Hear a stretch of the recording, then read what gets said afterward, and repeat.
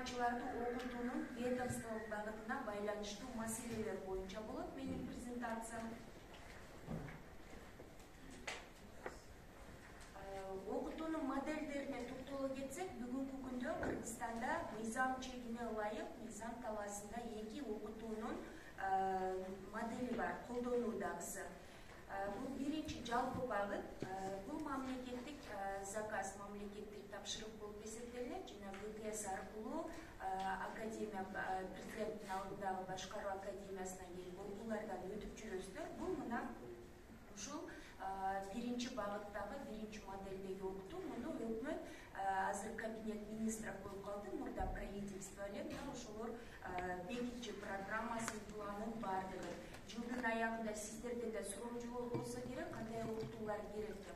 Бул окутуулар ар бир айыл өкмөтүнө, ар бир мэрияга жана мамлекеттик органдарга тиешелүү жалпы маселелер боюнча стратегиялык багыттагы же кандайдыр бир республика боюнча аткарууга алына турган жаңы мыйзам кабыл алынганда мына ушул планга кирип сиздерди окутуп жатышат.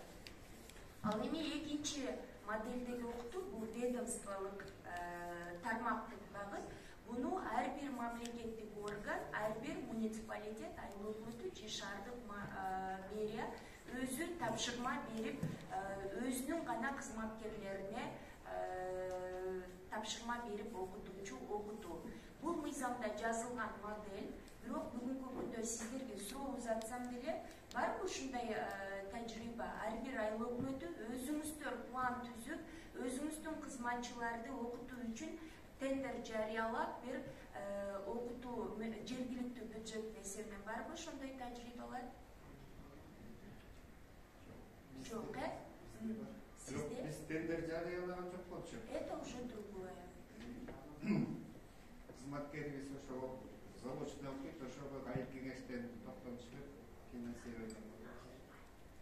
Бул анын сиз жеке адамдын өзүнүн квалификациясын жогорулатуу, кандайдыр бир тажрыйба, билим алуусуна. Буга тиешеси жок. Сиздер какой-то бир материальный помощь көрсөтүп атсаңыздар керек ал адамга да.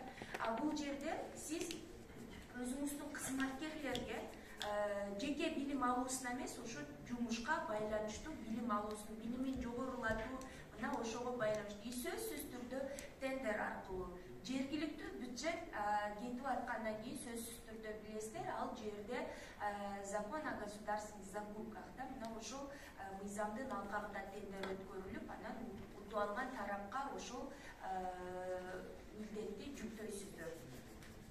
Бул жерде мамлекеттик органдар, айттым, муниципалитеттер өздөрү тапшырма беришет, анан жергиликтүү бюджеттин эсебинен болот. Ал эми мамлекеттик органдардыкы өздөрүнүн бюджетинен.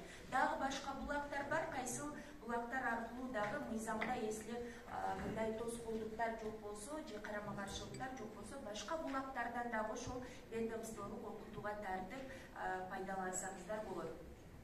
Эми муниципалдык кызматчыларды окутуу боюнча ченемдик укуктук базаларга токтоло кетсек кыскача, бул мамлекеттик жарандык кызмат жана муниципалдык кызмат жөнүндөгү закон.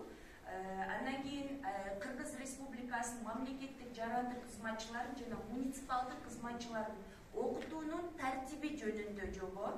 Бул өкмөттүн 2014 жылдын 11 августундагы 426 постановлениясы менен бекитилген. Андан кийин ушул эле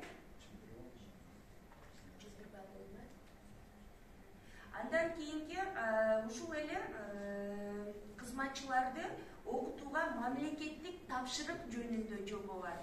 Эгерде муниципалдык кызматкерлериңизди ведомстволук багытта окутам десеңиз, мына ушул мамлекеттик тапшырык жөнүндө жобо. Өкмөттүн 2014 жылдын 11 августундагы 462 постановлениясы менен бекитилген. Мына ушул постановление негизинде акыркы 2 постановление мыйзамда негизги нормалар камтылган, ал эми жол жоболору ушул алдында мен көрсөткөн 2 постановленияда бардыгы жазылган. Ошолорду колдоносуздар. Окутуу, бул жалпы окутуу, жанагы биринчи модельдеги окутуу боюнча айтсак, максат эмне? Бул кызматчыга мамлекеттик органдын жана жергиликтүү өз алынча башкаруу органдарын тапшырмаларын аткаруу үчүн зарыл болгон кесипти өнүктүрүү. Жалпы багыт бул ишинин чөйрөсүнө карабастан мамлекеттик жана муниципалдык кызматтын тийиштүү кызмат ордунун же кызмат ордуналарынын тобунун жалпы типтүү квалификациялык талаптарын кызматчылар тарабынан аткарылышы үчүн туруктуу системалык негизде окутуу. Туруктуу системалык деген бул ГКС жылына сиздерди окутуп жатат. Пландарын түзүп алып, программасын бекитип алып, мындан ошол жөнүндө сөз болуп атат. Жалпы багыт боюнча. Ал эми ведомстволук багыт, бул сиздерге жеке тиешелүү багыт, бул мамлекеттик органдын жана жергиликтүү өз алынча башкаруу органынын керектөөлөрүнүн негизинде, потребностьтун негизинде атайын ведомстволук квалификациялык талаптардын кызматчылар тарабынан аткарылуусу үчүн окутуу.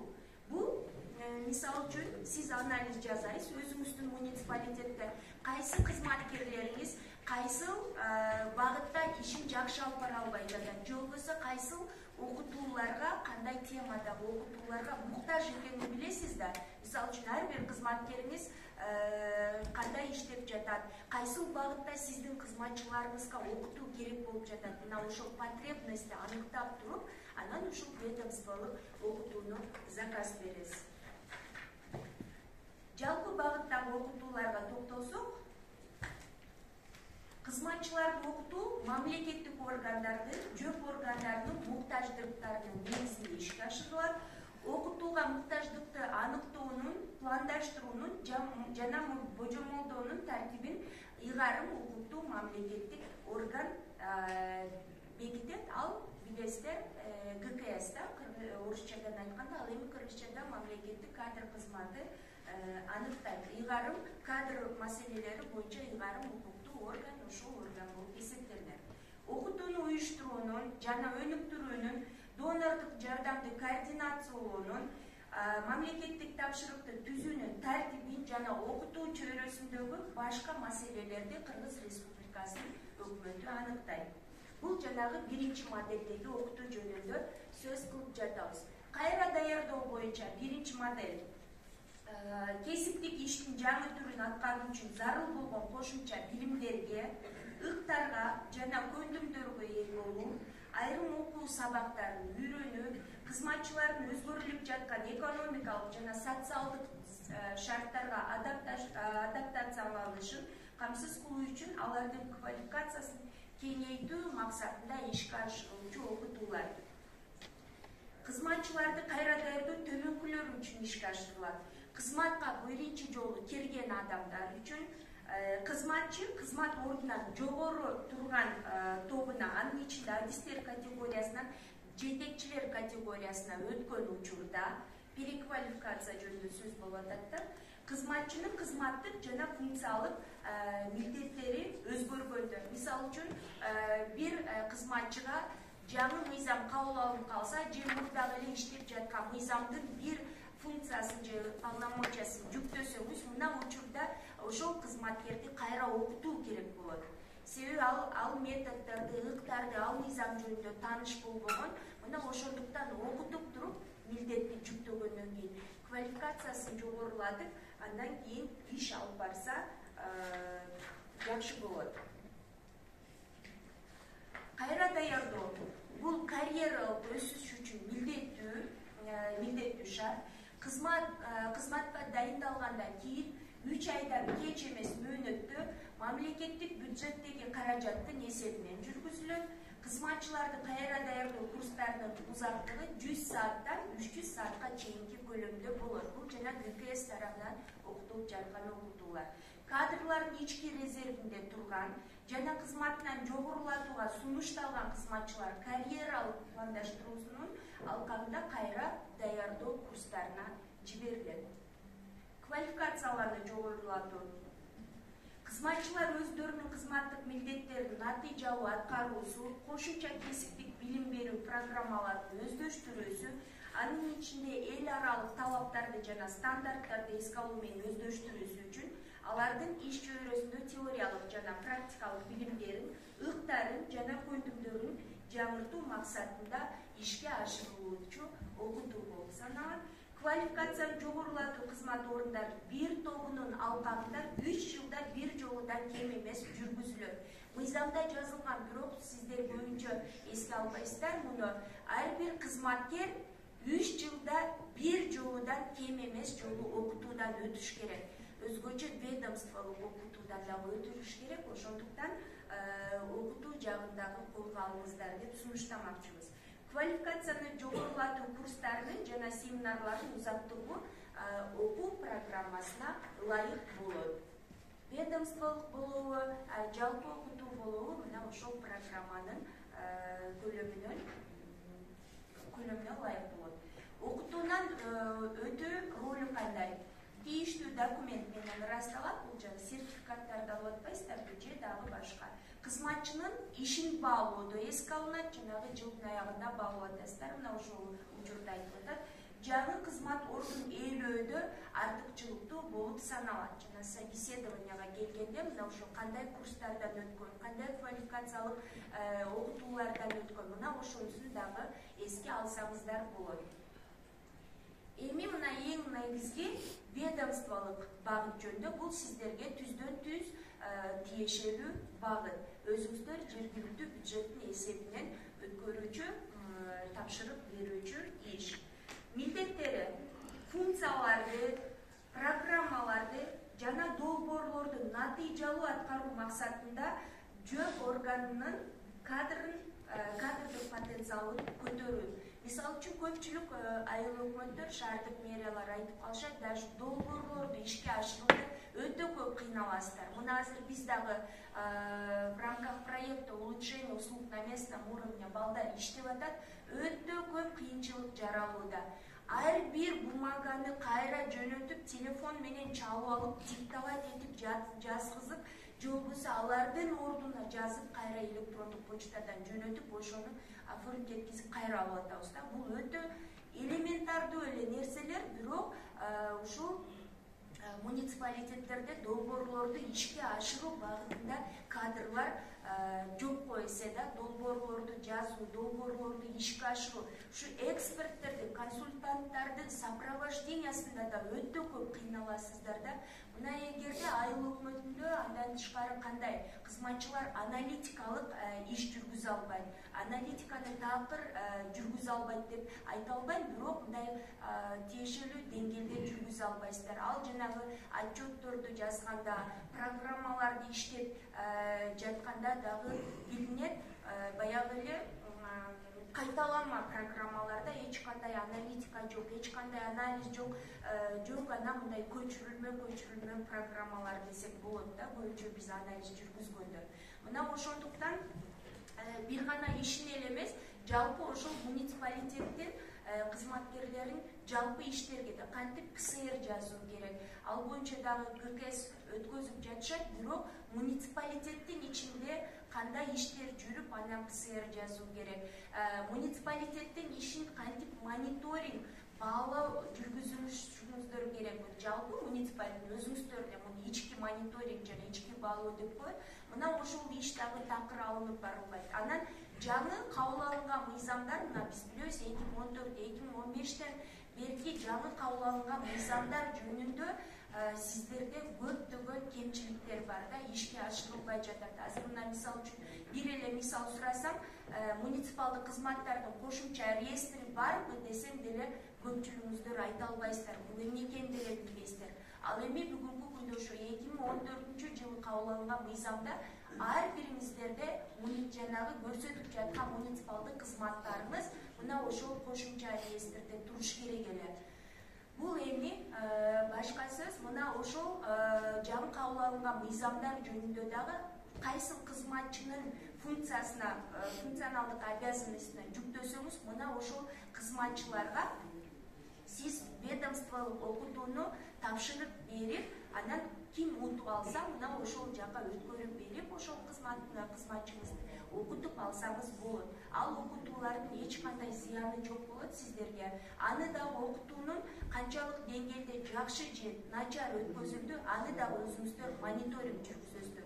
Ким утуп алса дагы мына ошол окутууга жөнөтүлгөн специалистиңизди келгенден кийин тесттен өткөзөсүзбү же сурамжылайсызбы, собеседование өткөзүп ошентип баалап алсаңыз болот.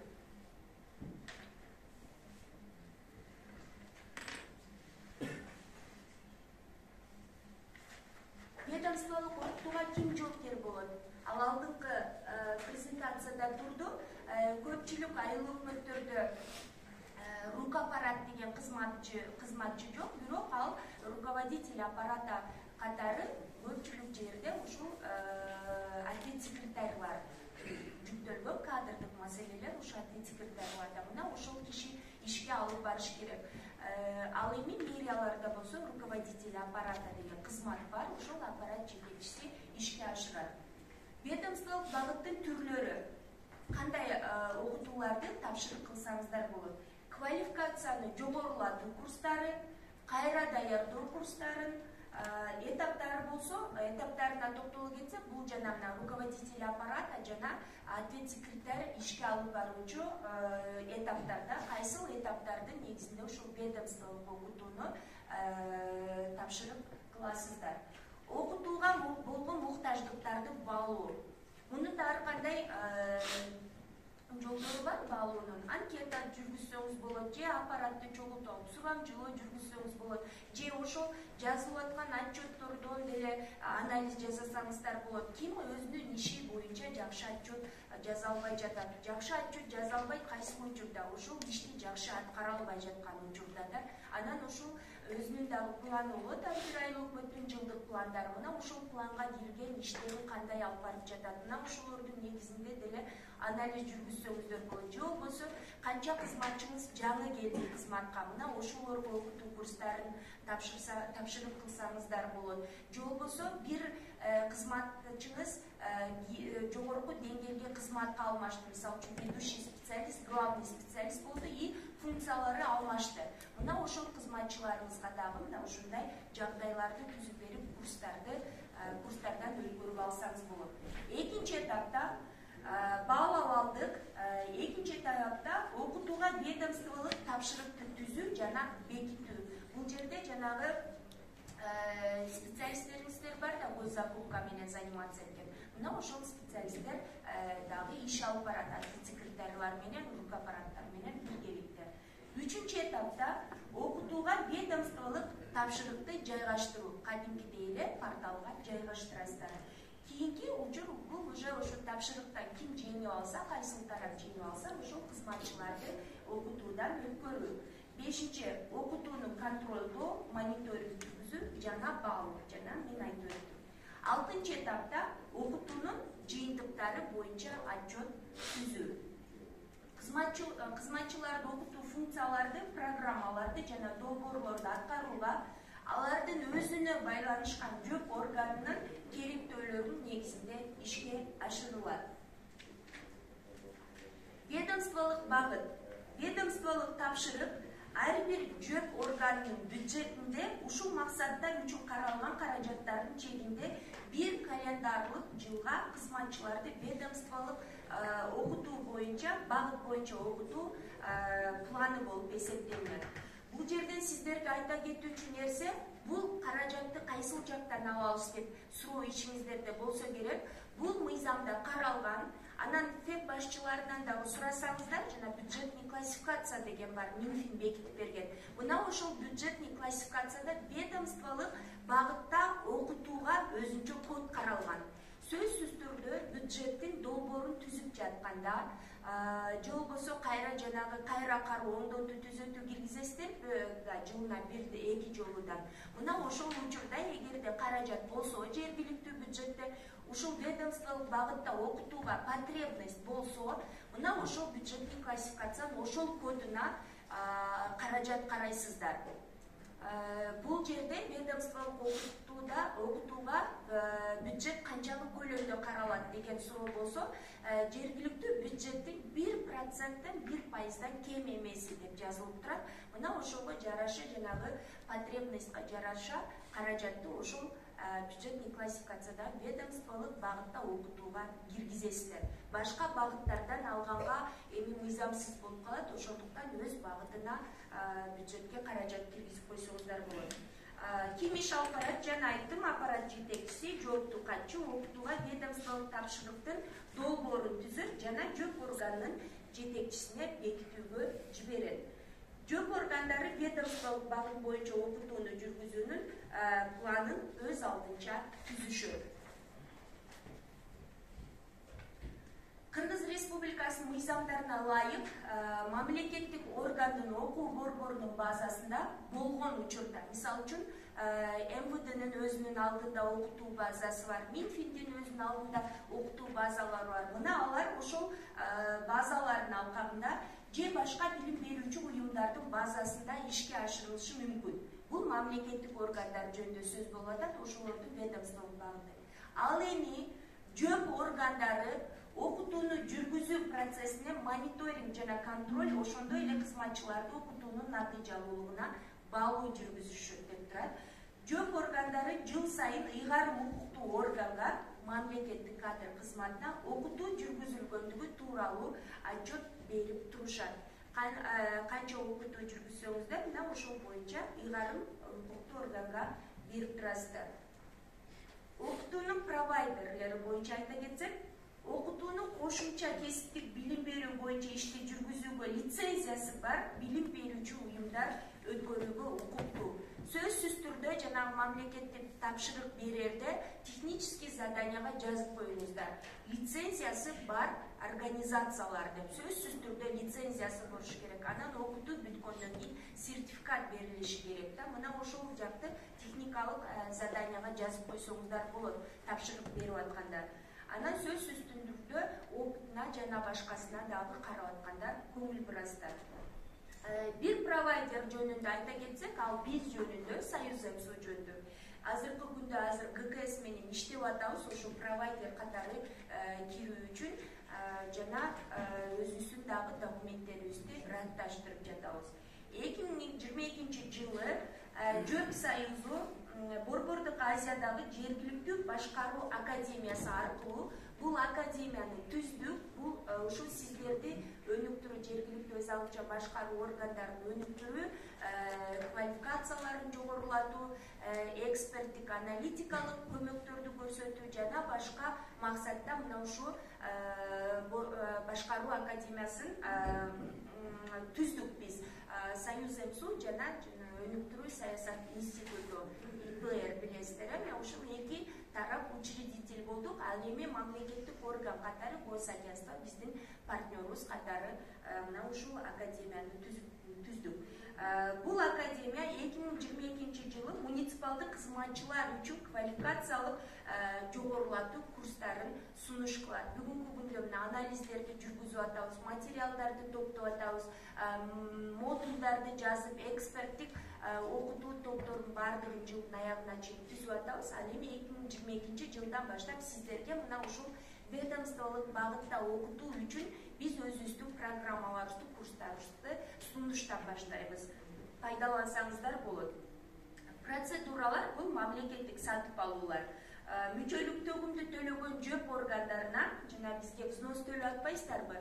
Мына ошол органдар үчүн акы төлөөдө жеңилдик берген программа сунушталат. Мисалы үчүн бир адамга окутуу курстун баасы 2000 сом болсо, ал эми мүчөлүк төлөп аткан айылдык өкмөттөргө 1000 сомдук наркта сунушталышы мүмкүн дегенди түшүндүрөт да. Бул 50% болобу, 30% болобу сиздерге төмөнгү баада сунушталат бул курстар.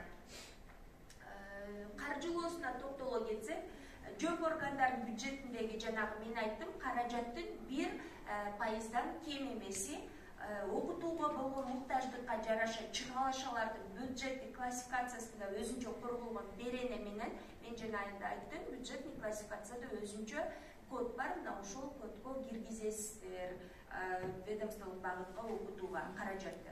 Мыйзамдар менен тыюу салынбаган башка каражаттардын эсебине. Бул жана мен айткан жергиликтүү эле бюджет эмес, башка дагы каражаттарыңыздар мыйзамда тыюу салынбаса пайдалансаңыздар болот. Мүмкүн кандайдыр бир долбоорду жазып утуп аласыздар да, ошол муниципалитеттеги кызматчылардын, муниципалдык кызматчылардын квалификациясын жогорулатуу боюнча. Же болбосо кандайдыр бир дагы тыюу салынбаган жактардан каражат болсо, мына ошону дагы пайдалансаңыздар болот. Эми изилдөө боюнча кыскача айта кетели, ошо Институт политики и развития, өнүктүрүү саясат институту ошол сиздерге анкеталарды толтуртуп, анализ жасашкан. Ошол анкетада кандай жыйынтыктар чыккан? Жөп органдарынын 158 анкета топтолгон. Бул жалпы эсептен алганда 38% катышкан десек болот. Жөп органдарынын басымдуу бөлүгү өз кызматчылары үчүн ведомстволук окутууну өз алдынча уюштура албай турганын мойнуна алышкан. Жөп органдарынын 60%дан ашыгы өз кызматкерлерин ведомстволук багыт боюнча окутушпайт. Жөп органдарынын жарымынан көбү 51% ведомстволук окутууну каржылоо үчүн жергиликтүү бюджетке чыгымдарды киргизише тургандыгын айтышкан. Муниципалитеттердин дээрлик жарымы 46% ведомстволук багыт боюнча окутууну өз алдынча уюштура алышпайт жана муктаждыкты баалай алышпайт. Жөп органдарынын 92% жөп союзуна окутуунун ведомстволук багытын уюштурууну өткөрүп берүүгө макул. Ушул жерден токтоп сиздерден да өзеки сурагым келип атат. Эгерде ошол каражат киргизсеңиздер жана ведомстволук багытка союз барып сиздердин ордуңуздарга ошону муктаждыктарыңыздарды аныктап, пландаштырып, анан окутуу өткөзүп бергенге макулсуздарбы же макул эмессиздерби?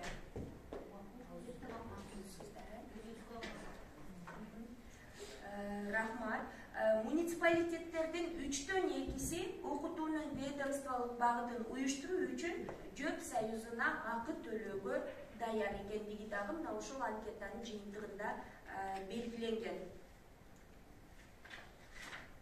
Эми сиздерге ушул анкеталардан кийинки муниципалдык кызматчыларды ведомствонун тышында окутуу, учурдагы абалы жана эмнелерди жакшыртса болот деген багытта жүргүзүлгөн анализдин жыйынтыгынан келип чыккан тыянактар жана сунуштарга токтоло кетейин. Жөп органдары муниципалдык кызматчыларды окутуу боюнча өз ыйгарым укуктарынын жана каражатынын бир бөлүгүн жөп союзуна өткөрүп беришет. Жөп союзу муниципалдык кызматчылар үчүн жергиликтүү башкаруу академиясы аркылуу ведомстволук багыт боюнча окутууну уюштурат.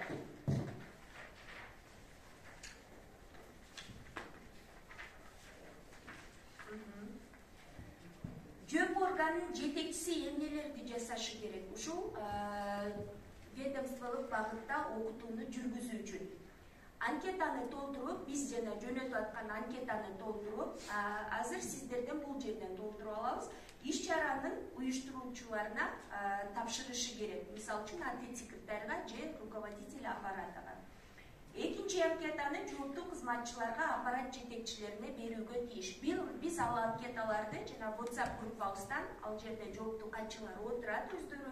Мына ошол группабыздан анан электрондук почталарыңыздарга экинчи анкетаны жөнөтөбүз. Ошону жооптуу катчылар толтуруп берсе эң жакшы болот. Үчүнчү, жооптуу катчыларга аппарат жетекчилерине анкетаны толтуруп, иш чаранын уюштуруучуларына берүүнү, бизге берүүнү тапшырышат. Бул маалыматтар негизинде Жөп союзу жана академиябыз менен биргеликте сиздин муктаждыктарыңызга жараша квалификацияны жогорулатуу курстарынын программасын түзөбүз. То есть сиздер анкетаны толтуруп бересиздер. Ал жерде тематикалар, кандай сиздер предлагать эткен, биз сунуштаган темалар боюнча анкетаны толтуруп бергенде биз анализ жүргүзөбүз дагы. 1 жыл бою муниципалитеттерге, муниципалдык кызматчыларга кандай окутуулар керек экендик программасын дайындап сиздерге сунуштайбыз. Биздин байланыш маалыматтарды жана алдыңыздар союздун презентациясы болгондо. Ал эми бул биздин өнөктөшүбүз, ушул элдин үнү бюджетный процесс долбоорунун дагы маалыматтары, эгер керек болсо жазып аласыздар, сиздерде презентацияларда дагы бергенбиз. Мына ушул өнөктөштөрүбүз менен бирге сиздер менен биз ведомстволук багыттагы окутууларды уюштуруп, анан сиздер эле эмес, биз өзүбүз дагы мониторинг жана баалоо жүргүзөбүз. Биз ошол окутууларды тиешелүү деңгээлде сиздерге өткөрүп бере алып жатабызбы? Же болбосо биздин дагы потенциалыбыз, же болбосо ресурстарыбыз жетишпей жатабы? Мына биз өзүбүз дагы мониторинг кылып баалайбыз. Анан сиздерди дагы ошол анкета жүргүзүп, ошо жылдын аягында биз канчалык деңгээлде сиздерге жакшы окутууларды уюштуруп бере алдык, мына ошону дагы баалап турсак болот. Эгерде суроолор болсо жооп берейин. Түшүнүктүү эле го дейм, өтө кыйын деле эмес да. Эми сиздерден сураныч бир 10-15 мүнөттүк убакыт берели, алдыңыздагы анкеталарды толтурсаңыздар, биз араңыздарга барып, жаныңыздардан толтуруп бүткөндөн кол көтөрүп койсоңуз, биз барып чогултуп алайлы.